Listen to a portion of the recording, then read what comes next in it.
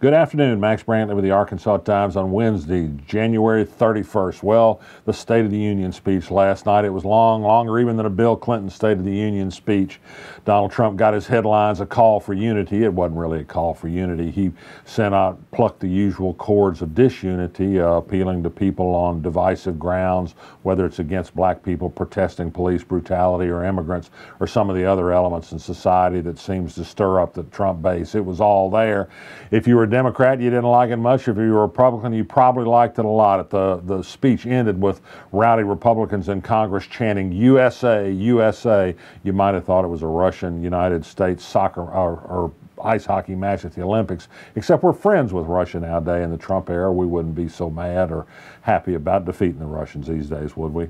Well, the FBI today issued a very strong statement about the Nunes memo coming out of the House Intelligence Committee, which Democrats say is nothing but a misshapen attempt to influence the Russian investigation. The FBI says it would compromise security to release the memo, that it contains incomplete information, and it's terribly misleading. Of course, Donald Trump plans to release it. Perhaps we'll get to see the Democratic response at some point.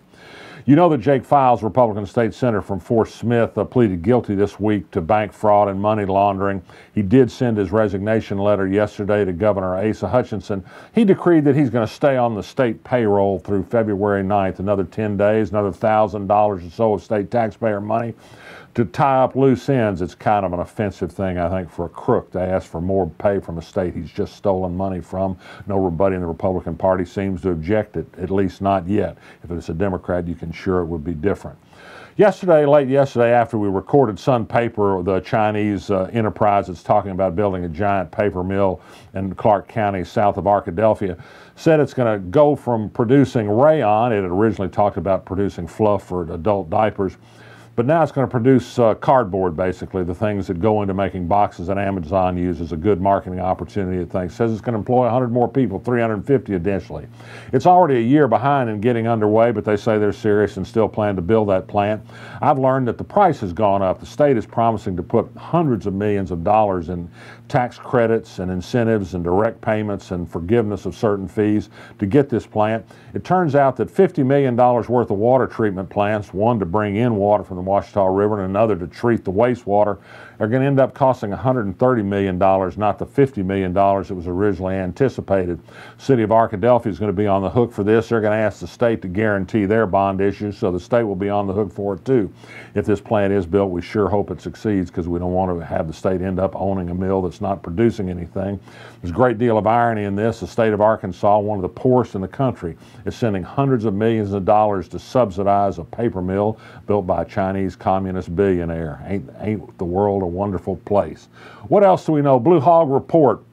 He'd raised a question about the Little Rock Police Department's plan to charge $3 for every CD it has to produce to answer a Freedom of Information Act request. He notes that the state law says you can't charge more than what the production materials cost, and Tom Carpenter, the city attorney, apparently agrees. Those CDs now are going to only cost 56 cents, not $3. Another small victory in the public interest for Blue Hog Report. Matt Campbell, Little Rock lawyers behind that.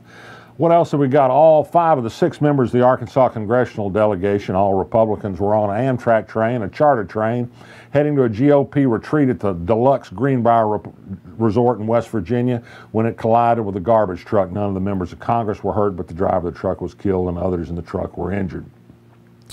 Bret Bielema, his contract settlement with the University of Arkansas's affiliated Razorback Foundation will pay him $11.9 million through 2020, offset by any money he might earn in the interim, except he'll be guaranteed to get at least about $150,000 a year from the Razorback Foundation. This total is what I reported even before he was fired would likely be his payout. The Democrat Gazette somehow thought it was going to be much less than that. They turned out to be wrong. As of yet, Bielema doesn't have new work. He's required to try and seek new work and to report every 6 months on how he's doing on that effort. We hear from social media perhaps he's chilling out in Fayetteville in the current days, perhaps lifting a few and thinking about his future. Perhaps that's what I'd do. In the meanwhile, I'd also resist. I hope you do too. I'm Max Brantley. I'll be back tomorrow.